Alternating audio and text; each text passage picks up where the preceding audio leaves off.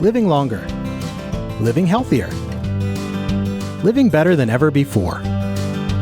Welcome to Mountain Pacific's Healthy Living for Life, a weekly series that gives you the information, education, and expert insight you need to become an active participant in today's ever-changing healthcare climate.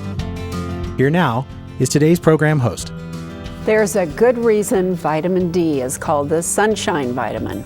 But there's more to vitamin D than you may think. Welcome to Healthy Living for Life, a show dedicated to helping you do just that. I'm Sarah Medley, your host, and today we're going to explore all things about vitamin D. Stay with us. Welcome back to Healthy Living for Life. Joining us today is Jamie Larice, and she is a registered dietitian, nutritionist, and a wellness expert at St. Peter's Health. Thank you so much, Jamie, for joining us. Thanks for having me. So today we're going to be talking about vitamin D, and we're going to learn more about why it's important to our health. So first, what is it? Vitamin D is a nutrient that is required for a lot of body processes. It is a nutrient that requires the essential nutrient fat to be absorbed. So if we don't have enough fat in our diet, we are unable to absorb vitamin D. Funny enough, it's actually a hormone that is converted by our kidneys into its usable form, 25-hydroxy vitamin D, and it's important for a number of processes. So what does it do for us? So the most important thing that vitamin D does is it allows us to absorb calcium. So if we don't have enough vitamin D, either getting it from the sunlight, getting it from supplementation, or some of the foods, we're unable to absorb calcium. And if we can't absorb calcium, we don't have strong bones and we don't have the ability to do any muscle contractions. So what about vitamin D and how it affects brain function? Now, other than absorbing calcium, we do know that vitamin D is important for a number of processes, including protecting the neurons in our brain. So the brain and the body talk to each other via nerves. And so what vitamin D basically is called is a neuroprotector. So it allows those channels between the body and the brain to talk. And research has shown that many parts of our brain, including our central nervous system and the hippocampus, which is responsible for memory and learning, actually have little receptors. Think of those like outlets for specifically vitamin D. So we know that vitamin D is important for brain function, and it's also important for our immunity. So you talked about the need for calcium and vitamin D linkage, but is vitamin D good to help prevent osteoporosis? 100%. So osteoporosis, by definition, is weak and brittle bones, right? So when we don't have enough calcium, or we have other things that are leaching calcium from our bones, we can break our bones easily. And folks who have been diagnosed with osteoporosis aren't able to get enough calcium. So if you don't have enough vitamin D, you don't have enough calcium, thus leading you at risk for osteoporosis. So we all know that women are higher risks for developing osteoporosis. So is it more important for women to make sure they're getting adequate amounts of vitamin D? Yeah, 100%. So gender research has shown that men in general have higher levels of vitamin D. It's not necessarily because they're consuming more, but as women age, our estrogen levels are dropping because of menopause. When our estrogen levels drop, our absorption of vitamin D becomes a bit compromised. Hence why women are at much higher risk for developing osteoporosis than men. So how do we get our vitamin D levels tested? So simple lab test. Specifically, it's a 25-hydroxy vitamin D, but you wouldn't need to say that. Much like other tests to test for glucose or cholesterol, etc., you'd take a blood test and then your doctor would look at the values of the 25-hydroxy vitamin D to see if you're at normal levels. Considering that it's a conversion from your kidney, from either getting it from sunlight, from food, or from supplementation, the lab values can determine a number of things regarding a deficiency. So when I go to my primary care physician, for example, can I assume that he or she will test vitamin D, or do I need to ask about it? If you have a good provider, And because we live in Montana, which is above the Mason-Dixon line, and we live in long winters, I would hope that your provider is asking you, but it is not part of a general CMP or CBC blood test. So asking for the additional vitamin D test should be asked by your provider, but if you are concerned, always be your own health advocate. Good tip. Okay. Do our needs for vitamin D change as we age? Well, much like an engine in your car, things get older. So your ability to metabolize vitamin D just based on the age of your organ parts, specifically your kidney, oftentimes will require an additional need. Secondly, older people don't get outside as much as when they're younger. Of course, that is not a blanket statement. There are exceptions to the rule, but not being outside enough, not eating as much, and not having the ability to absorb as well based on just your age is a factor. So let's talk about sunshine and vitamin D. So you mentioned that obviously long winters where we live, for sure. What about getting sun? How much sun should we get if we don't want to take supplements, as an example? Okay, so it's actually pretty easy. If you live in a sunny environment, midday sun for about 10 to 30 minutes several times a week is enough for your body to synthesize vitamin D into the 25-hydroxy that is required for the body. In our modern age, we tend to not get outside enough, and we tend to lather our entire bodies with sunscreen. And when you are covered in sunscreen, your body is unable to synthesize that vitamin D. But if you can get out, even if your hands are uncovered, for 10 to 30 minutes of that midday sun, you're going to get enough. For folks who live in areas where there isn't enough sun, light therapy can often be used for people who have disorders like seasonal affective disorder, which leads to a vitamin D deficiency. So we've got about 30 seconds left. Anything else you want to say before we pause for a break about vitamin D? I would want people to understand that it's really important to get vitamin D. It's an underlying nutrient for all of our immunity, and just being outside in the sun without sunscreen can provide what's necessary. Excellent information. Thank you, Jamie. We need to pause for a break right now, and when we come back, we're going to talk about how do you know if you're deficient in vitamin D. Stay tuned.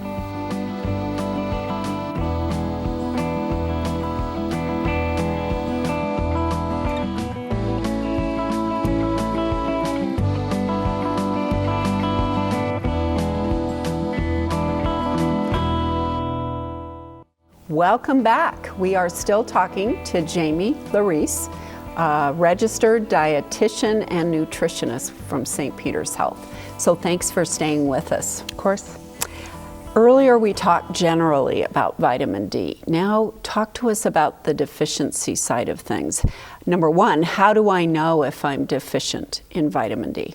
Well, lab tests are always going to be the most determinant, much like understanding if you have high cholesterol or high blood pressure, visiting your physician for your annual exam at least once a year, and getting the tests, especially for those people who live above the Mason-Dixon line or don't get outside very much. Understanding your lab values, but also if you're symptomatic, because you may be taking supplementation, but if you have an absorption issue in your intestines and you're actually not getting the vitamin D, your lab values might be okay, but your osteoporosis might be getting worse, or your risk of osteoporosis is getting worse. So it really is important to talk with your physician about symptoms, but then also the lab values.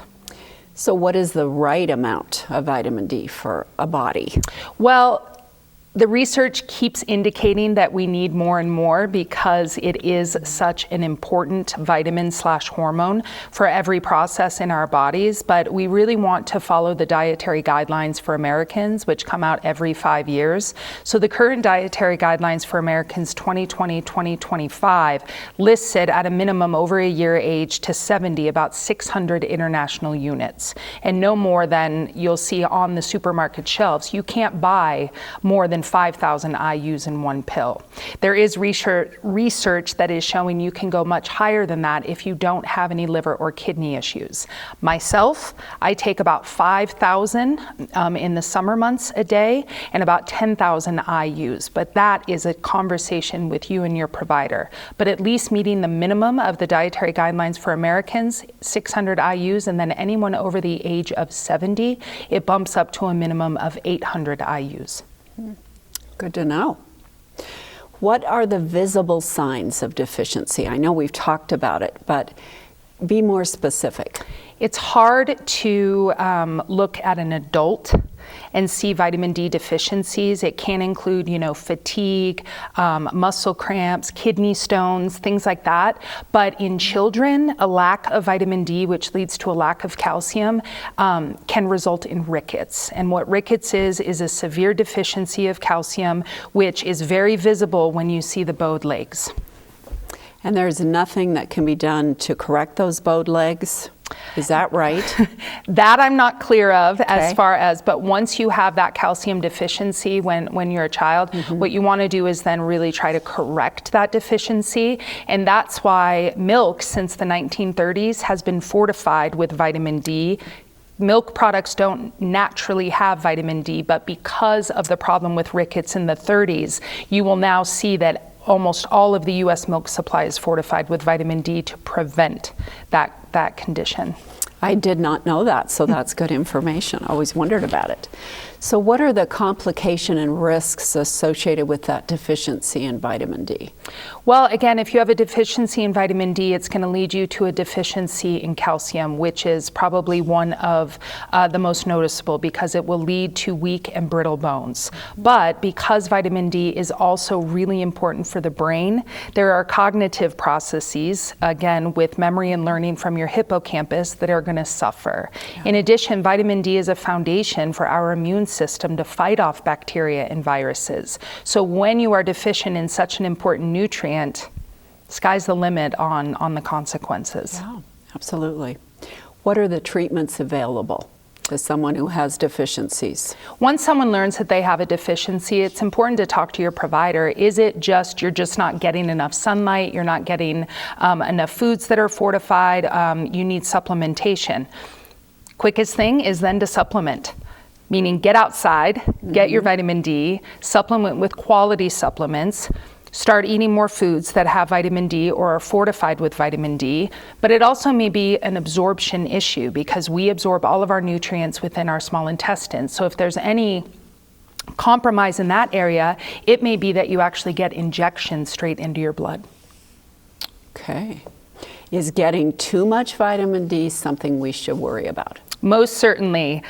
Too much of anything is not a good thing other than fruits and vegetables.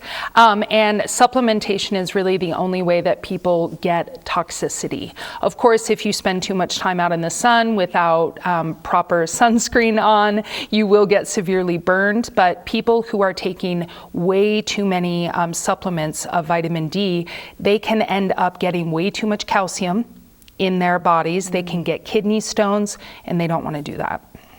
Absolutely not. So what is vitamin D toxicity when you use that word? So vitamin D toxicity is when you are having adverse effects of taking too much supplementation. Again, vitamin D toxicity can, since your kidney has to metabolize all of it to turn it into the 25-hydroxy vitamin D to be used by the body, people who are taking way too much vitamin D, they can actually shut their kidneys down. When that happens, a doctor may have to perform dialysis to be able to get rid of it.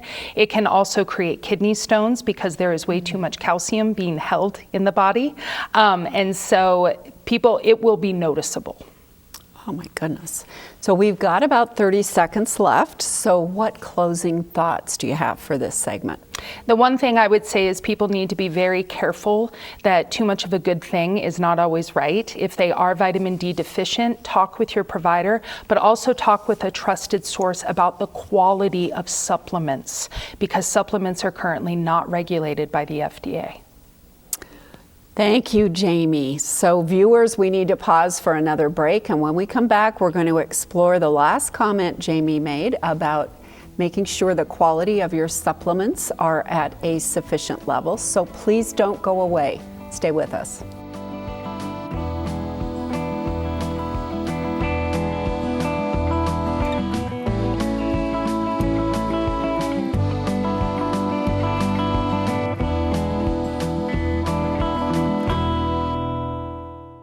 Welcome back.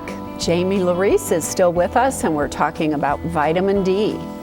So thank you, Jamie. That was so interesting. Let's follow up and talk about quality of the supplements and what do we look for, and talk to us about that. So it is important. Supplementation is meant for deficiencies. That's the reason. So there aren't a lot of foods that provide vitamin D other than the fortified kinds. Of course, if you really wanted to go down the right route, eat a lot of fatty fish. That includes tuna and salmon and mackerel, and also, fish liver oils like cod liver oil. That would be probably the best supplementation that you could have. But for those people who are wanting to take supplementation in pill form to either keep their levels up or cure a deficiency, we have to remember that supplements are not regulated by the FDA. So it is really important that we aren't just visiting the local grocery store and throwing vitamin D, but doing our research, talking to a trusted source, whether that be a naturopathic doctor or, a local pharmacy to say, I want really quality supplements. Or in the case of people who are very severely deficient, they can actually get a prescription from their provider, but those will be in such high doses that we would not be able to do that. So to look for quality supplements, it's important to look for good manufacturing practices, which is a GMP symbol that's located on the bottle. That means that it is a non-entity focus group that's actually monitoring the quality of that said supplement. So it's almost like a stamp of approval. But the best bet is to do research and find a trusted source that can lead you in the right direction. Oh, great information. I've got to remember that, GMP. So you mentioned foods, you talked about fatty fish. So what other foods? There's not a lot of foods other than fortification, but natural sources, again, your highest sources are going to be in those fatty fishes. So if you are someone who lives in Montana and eats trout several times a week, you're probably getting a lot of vitamin D. So any fatty fish will have it. Fish liver oils. There are trace amounts in things like mushrooms, and of course things like beef liver if you're someone who eats liver and onions, and of course egg yolks will have some vitamin D. But generally it is the fortified foods, the milks, but if you want it from the natural sources, you have a very small amount of foods to eat. Well, that's a really good point. And a number of people do not like fish, right? Mm-hmm. So if you don't like fatty fish or any fish or seafood, or you're vegan, what about deficiencies in vitamin D for those individuals? Yeah, vitamin D deficiency is common among vegans, but there are a lot of vegan safe products that will be fortified. So even though they may not be taking it in supplementation form, via a pill and a glass of water, there are several, plant-based milk alternatives that are fortified and so on. So it's important that whatever diet you choose, that you think about, am I getting foods that are fortified or have natural vitamin D, and am I getting a lab test every year? Oh, of course, importance for those lab tests, right? Are there other natural sources that we want to think about as we increase vitamin D? The sun. The sun is a big one. So getting just 10 to 30 minutes of that midday sun without sunscreen on part of your body can help your body synthesize vitamin D. We have to remember that way back in the day, we didn't have supplementation and people were outside a lot more. So even as we age, we're not getting outside as much. So it is really important to make sure you're getting that sunlight.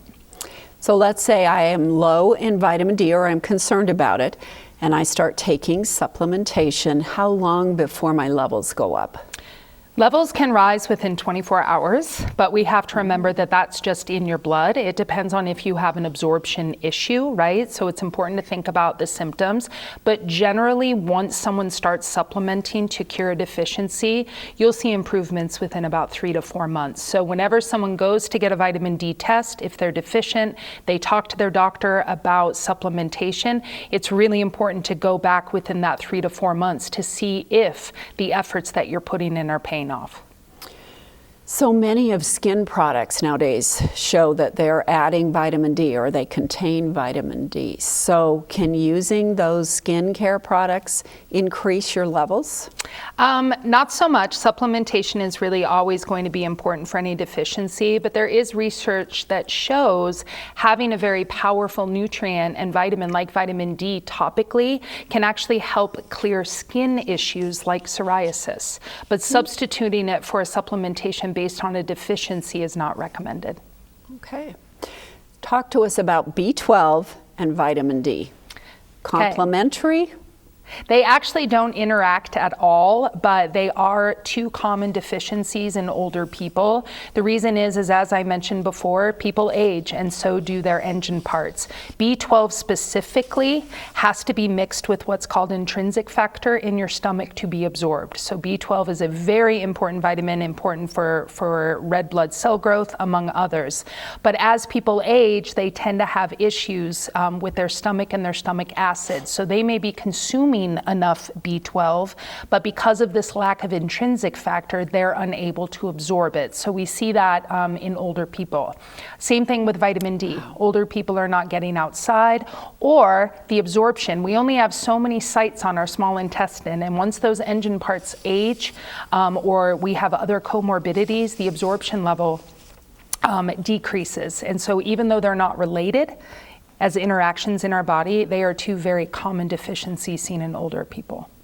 Wow. So we're almost out of time. What closing thoughts might you have for our viewers? My closing thought would be your own patient advocate. If you feel that you're at risk of a vitamin D deficiency, step 1, get a lab test. Step 2, look at your diet. See if you're eating fortified foods or natural sources. And step 3, if you are going to supplement, just make sure that you have a trusted source because supplements are not regulated. Excellent information. Thank you so much for being with us, Jamie. You're welcome. And thank you to our viewers for joining us, and I hope you will join us again next week. And until then, stay fit, stay well, stay healthy for life with Healthy Living for Life. Take care, everyone. Healthy Living for Life is brought to you by Mountain Pacific Quality Health in partnership with AARP Montana.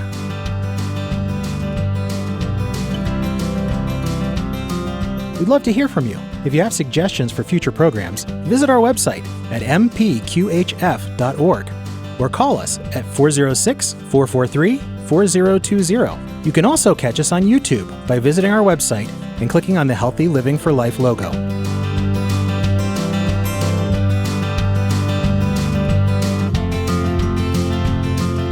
Production facilities provided by Video Express Productions.